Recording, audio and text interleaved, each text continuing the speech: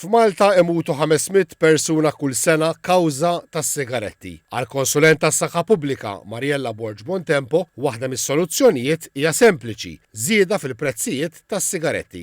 Ngħinu l dawk li qed ipejpu u naqsu li dawk li sa jibdew biex ma jibdewx, innaqsu id-domanda u waħda mill-affarijiet li taħdem ħafna hija li nżidu l-prezz, ġifieri di xi ħaġa li għandna bżonn nagħmluha għas-saħħa tal-popolazzjoni. Fil-programm Ras Imbras fuq TVN Plus, Dr. Borg Bontempo hija tal-fehma li bħal Belġu Malta għandha tipprojbixxi x-xiri tal-vapes għaliex qegħdin jagħmlu ħsara daqs is-sigaretti. Hemm problema kbira fl-iskejjel, għandna bżonn nindirizzawha. L-iskejjel x'inhi l-problema ġifieri? Spjega li ftit. Li hemm ħafna tfal li qegħdin jużaw vapes.